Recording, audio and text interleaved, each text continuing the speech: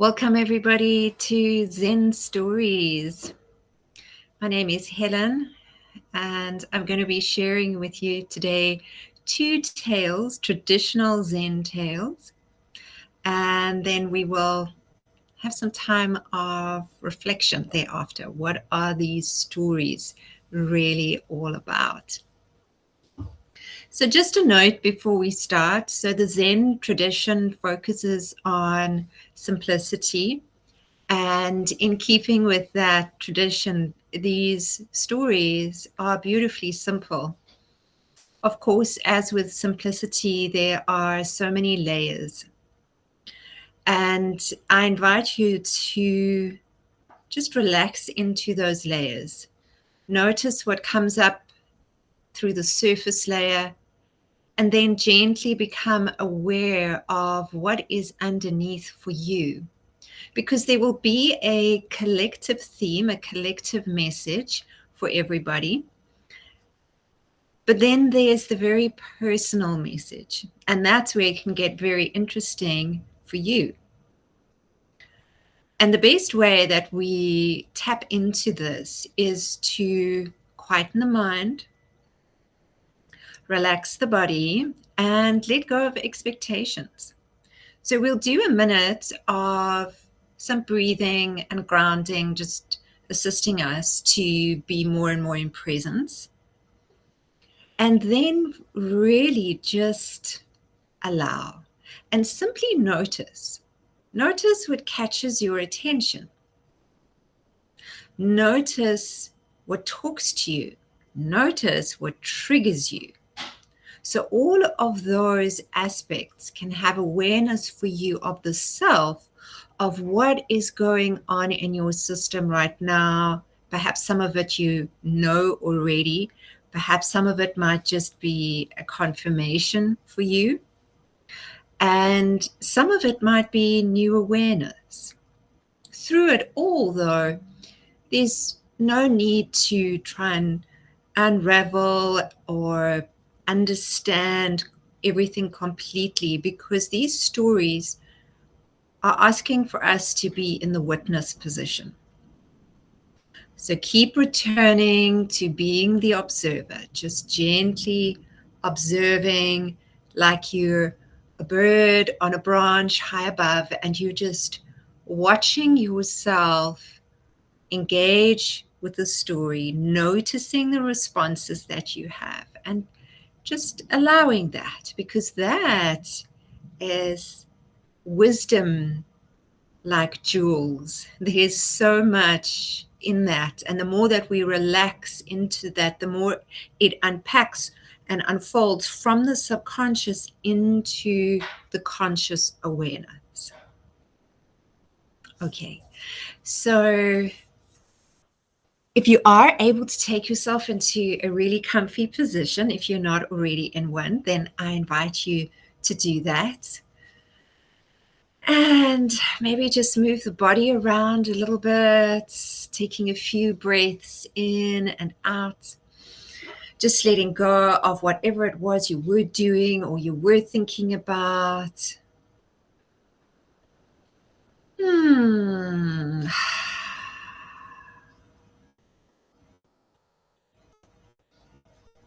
Okay, let's start to connect a little bit deeper with the breath. Breathing slowly in together and exhaling out together. Let's do another breath in together.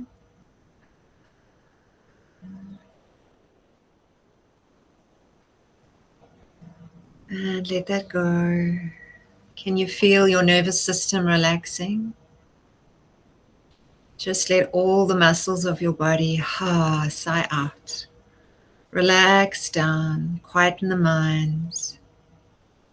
No need to force, no need to try, just be here now.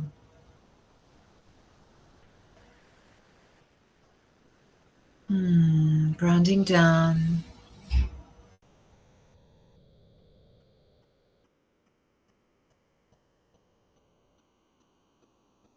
and remaining in this beautifully calm, serene, comfortable place.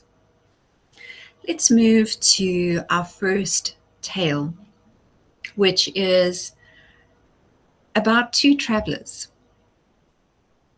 So there was this Zen monk who was known for his quietness and his honesty. So he didn't speak much, but when he did, it was profound. And so, of course, when he spoke, he was listened to. And on one particular day, there were two travelers that arrived at his village and asked to go and see this famous monk. And so they were taken to the monastery where he was, and they were allowed to go in one at a time to see him. So the first traveler went in, and after all the formalities were over, he got to the reason of why he was there, and he said, "Master, I've come in search of a new home, and I'm wanting to find out honestly and truthfully about this village that you are a part of. Can you please tell me, what is it really like?" And the monk asked him, "The previous village that you were at, what was that like?" And the traveler replied, "Oh, it was wonderful. I had so many friends, and all the merchants knew me by name. The children, oh, I loved the children. I played a lot of games with the children. I had such a joyful and a wonderful time there. And something in my spirit has just called me to move on and find another place. And that's really the only reason that I am now looking for a new village to be my home." And the monk smiled at him and said, "This village is very much like the one that you come from." And the man was delighted, and he gave his gratitude and bowed and left. And then the second man came in. And again, they went through the formalities. And when that was done, he posed his question, which was very similar to the monk. And he said, "I come in search of a new home, and I need to know exactly what this village is like before I make my decision." So the monk asked him, "The village where you come from, what was that like?" To which the man replied, "Oh, it was awful. Had a horrible time there. The people, nobody treated me with respect. Even the children were rude, and I couldn't understand the merchants. They always made things difficult for me. No, that was an awful place, and that is why I have left, and I need to find a new home." The monk smiled and said, "The village that you came from, well, this village is very much like that." And the man thanked him for his honesty and walked out, upset, disturbed. He'd heard such good things about this village and muttered that he had just wasted all of this time of his. And when he had gone, the monk's assistant, who was in the room all the time, came to him and said, "Master, how could you do this? Both men came with the same question, and yet you told the one the village was wonderful and the other one that this village is not. How can that be?" To which the monk replied, "The village is neutral. The village is merely a reflection.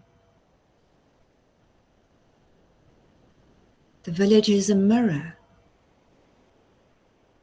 showing each inhabitant or passerby what they already are."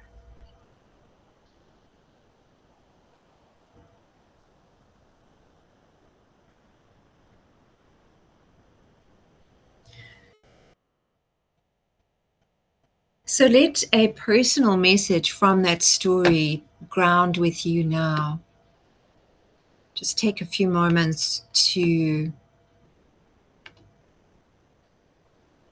allow your own awareness to be present with you before we move into some collective reflection.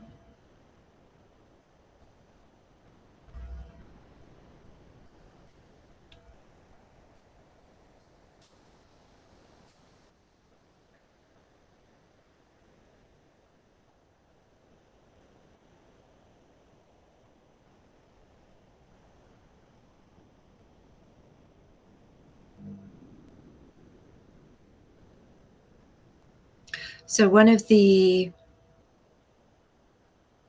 first points that we might notice is that the story is reminding us that the world, our world, reflects our inner state. Our beliefs, our emotions, our conditioning, our expectations, our inner landscape, it all colors everything we perceive. And we tend to find what we expect to find. So the one traveler came with kindness, looking for kindness, and was confirmed of that, whereas the other traveler was unconsciously looking for evidence that the world is a bad place. Perhaps people could not be trusted. And he found that. So does this not mean that we carry ourselves wherever we go? And maybe we can go further with this and consider personal responsibility, because it's our personal responsibility to contribute into our life, which is not just our life, there is a collective sharing in life as well. Because what we are projecting, if we project fear or judgment or our wounds or gifts, it's not just about us, it's going on to the other, and it's impacting those around us and the greater collective as well.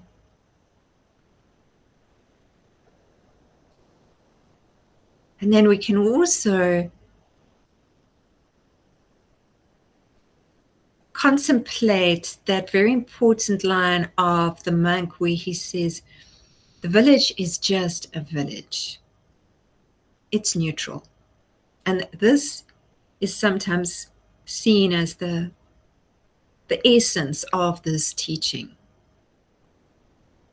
We might go looking for a new village or a new relationship or a new job or something new, but that thing is and always will be neutral. So what is it that we are really looking for? And is that not first found within the self?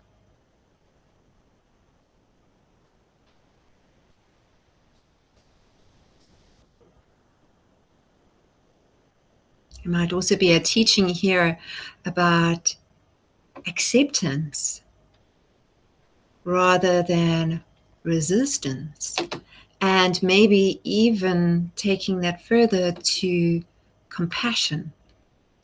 Because if we look at the one traveler who's so hard and not trusting and disturbed by life and where he's come from, one can have compassion for individuals like that who live in a world of those qualities, and yet he's in the same world as the other traveler who has a completely different experience.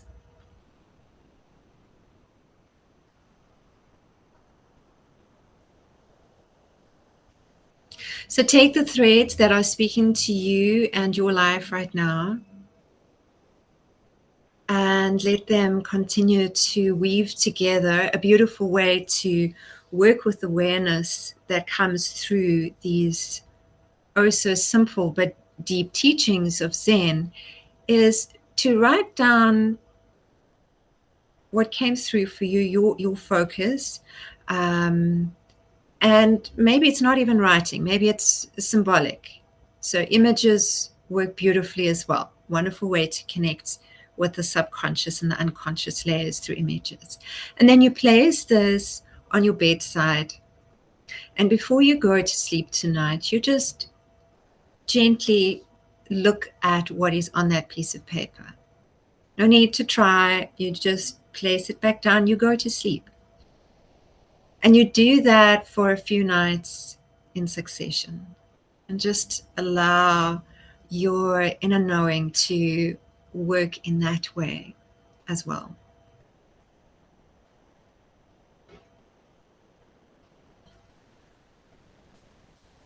So thank you everybody who has joined, and thank you for your words shared. Appreciate the interaction. And if you're ready, we'll slowly move on to story number 2.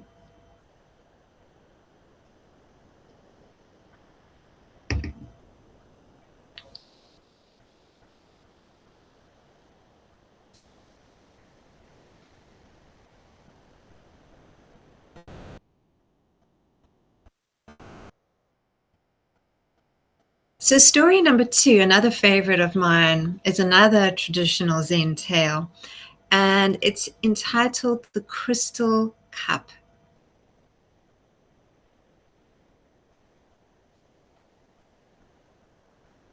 So we go again to a famous monk, and people come from far and wide to sit with him and listen to his teachings. So we're in a different village now, in a different monastery. And it's a day of quite a gathering, and people have gathered here, and it's just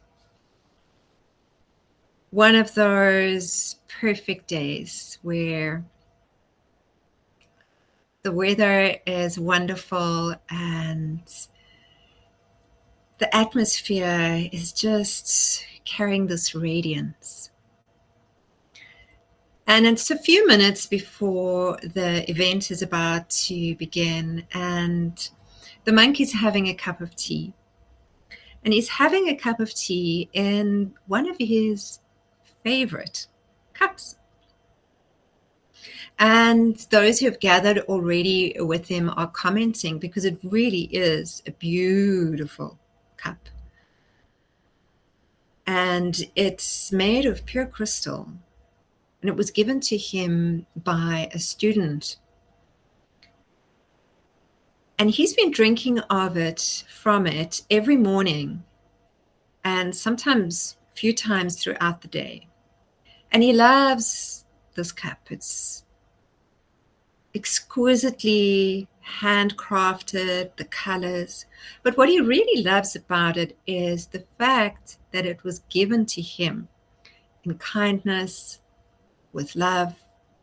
And so he feels that every time that he connects with and drinks from this beautiful cup.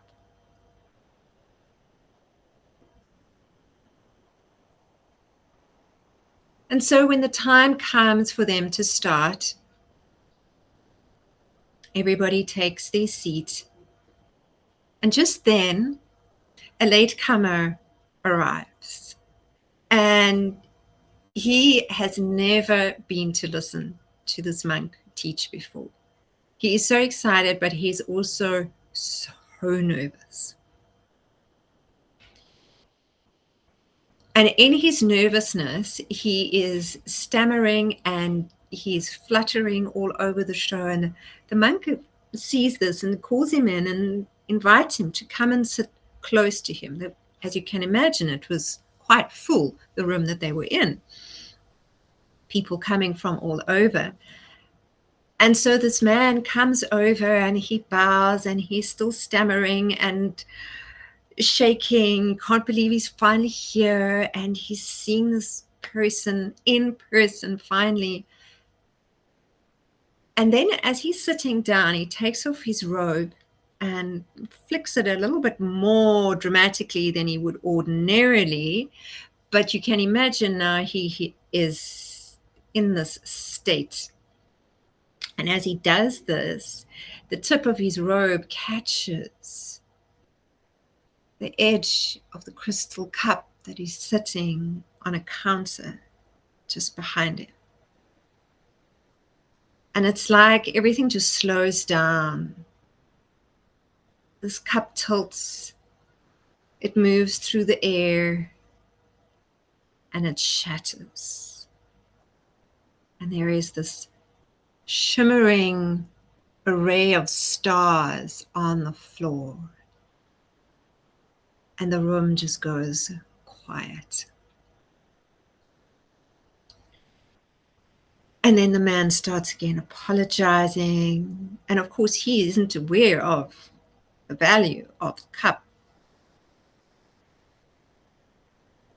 But through this all, the monk is completely calm. And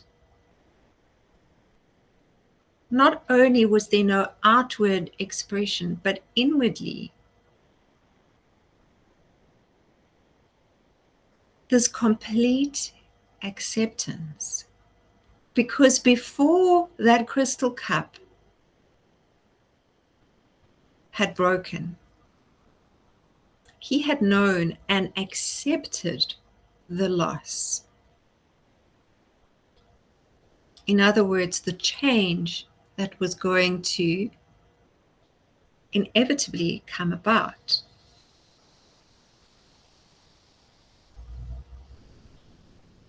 And so he simply got up and he picked up the broom and started to sweep up the pieces.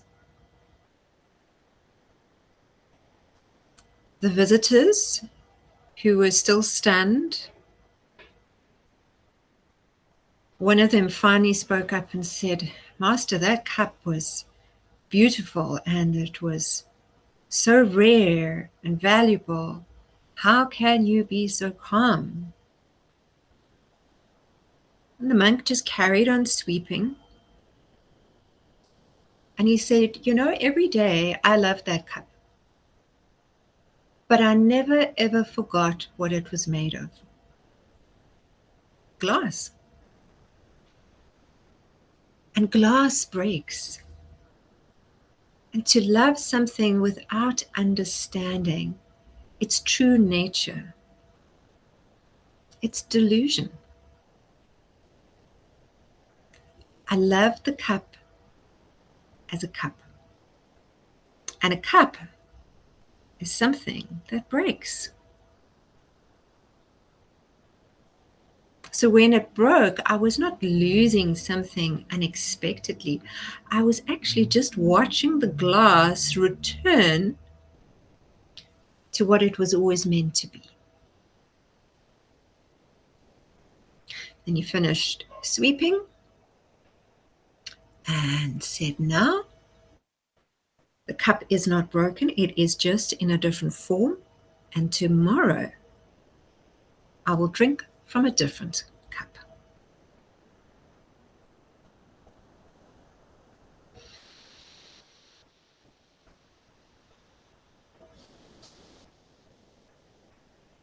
So again, let's just take a few moments to allow this story and this teaching to land for each one of us in our hearts, in our bodies, in our minds, in a way that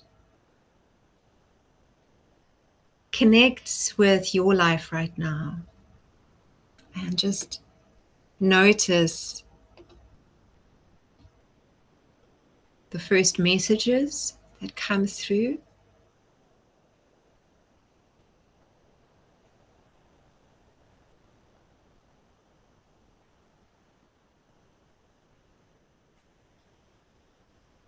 And continue to be relaxed as you allow the awareness, even if it feels like there's no awareness there. We are not always consciously aware of the awareness, but yet it is always present.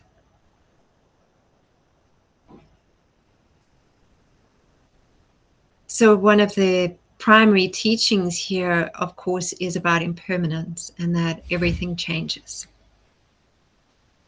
You know that Zen saying, change is the one constant in life. And so how comfortable are you right now with change?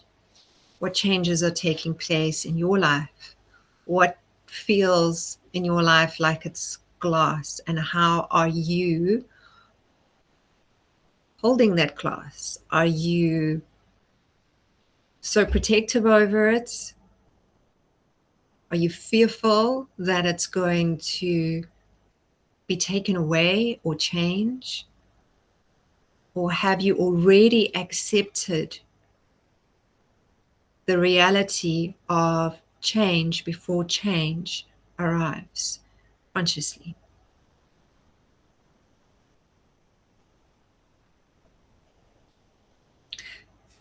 And what about loving without attachments? Those things, people, experiences in your life that you love, how attached are you to them?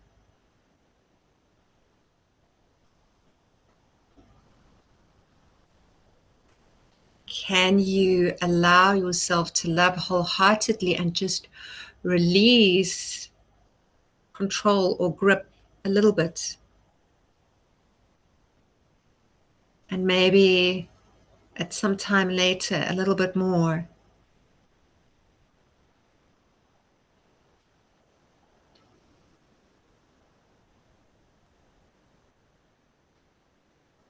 Remembering that we create our own suffering through resistance.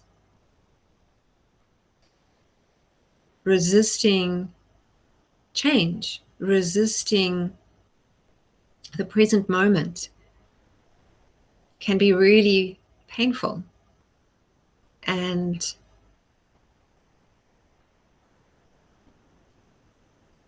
create unnatural experiences. So for naturalness to unfold, we want to, again, release that grip on resistance and allow for presence. And presence means befriending the nature of things being temporary.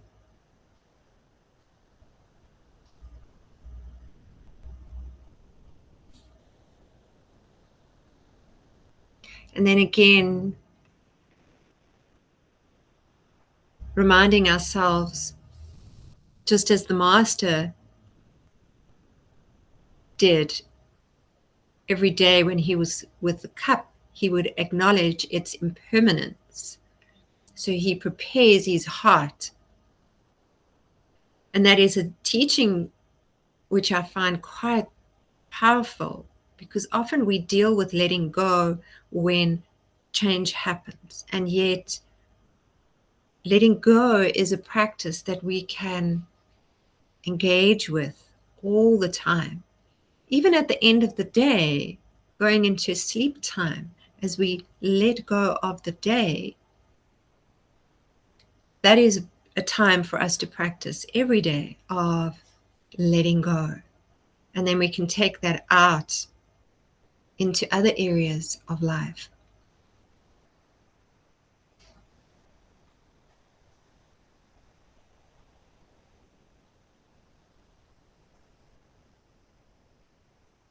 And maybe another level is looking at and acknowledging the different nature of things, of people. And just like the glass was glass and so it could break, trees lose their leaves, seasons change, people age, relationships evolve. And through this type of perspective, we can find peace by honoring the nature of life before us rather than expecting it to behave differently or trying to force it to behave in a certain way that we are wanting it to.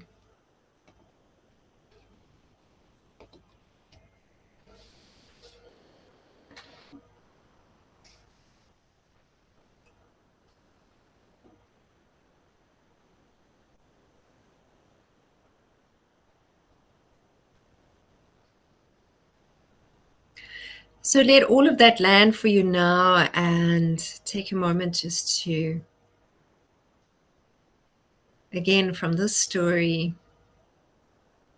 connect it to your life right now. What is your takeaway message?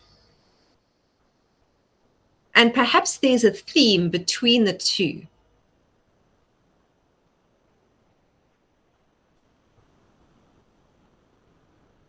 Notice that.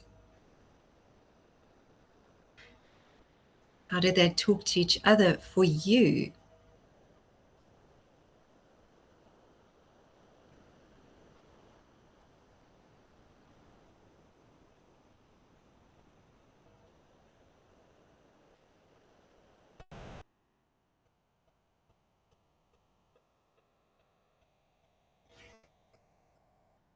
And how can you be different in your life going forward?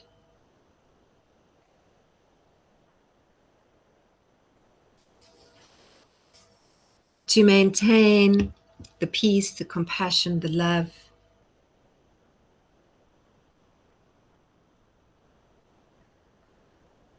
or the choices that you are choosing. Because often we'll make a mental choice, but what actually actualizes in life is something different. So how can we align that for resonance?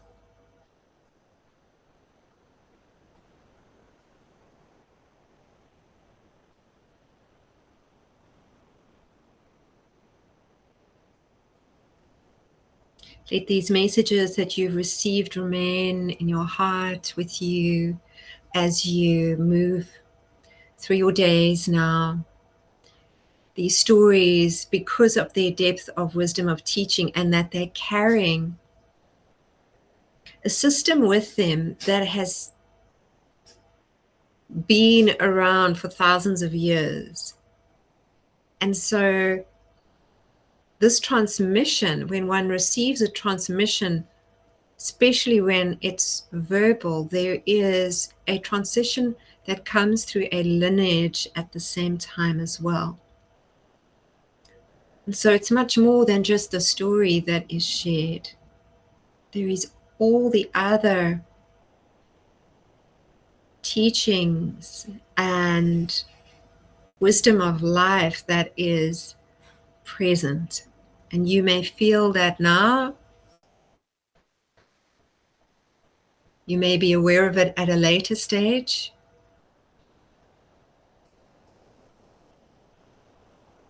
But just allow that essence to be with you in its way.